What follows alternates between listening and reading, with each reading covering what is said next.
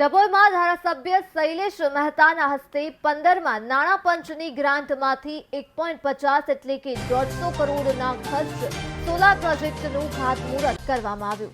1.5 કરોડના ખર્ચે આ ખાતમુહૂર્ત કરાયું છે, જ્યાં નગરપાલિકા શોપિંગ સેન્ટર પર 100 કિલોવોલ્ટનો પ્લાન્ટ અને નગરપાલિકા ઉપર 50 કિલોવોલ્ટના પ્લાન્ટનું આયોજન કરવામાં આવ્યું।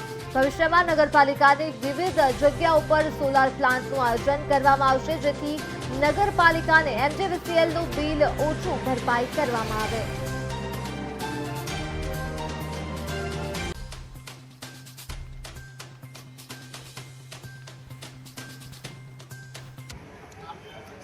નગરપાલિકા શોપિંગ સેન્ટર પર 100 કિલોવોટનો પ્લાન્ટ અને નગરપાલિકાની જે અત્યારનું છે એની પર 50 કિલોવોટના પ્લાન્ટનું આયોજન છે।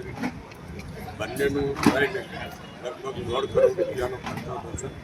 એની સામે 25 વર્ષમાં 5 કરોડ રૂપિયાનો ફાયદો નગરપાલિકાને થશે।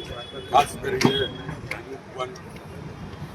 ઓડિટોરિયમના લાઇટ બિલ માટે આયોજન કરવામાં આવ્યું। ભવિષ્યમાં નગરપાલિકાની વિવિધ બિલ્ડિંગો પર પણ સોલર પ્લાન્ટો કરીને ઓછામાં ઓછું એમજીવીસીએલનું બિલ ભરવું પડે નગરપાલિકા એવું આયોજન કરવામાં આવશે। એ માટે સરકાર તરફથી વિવિધ ગ્રાન્ટો પણ આપવામાં આવશે અને ડભોઈને જે દરબાવતી બનાવવાનું સપનું છે એમાં આ એક નવું પીછું ઉમેરાયું છે અને ભાજપનું સૂત્ર છે સૌનો સાથ સૌનો વિકાસ।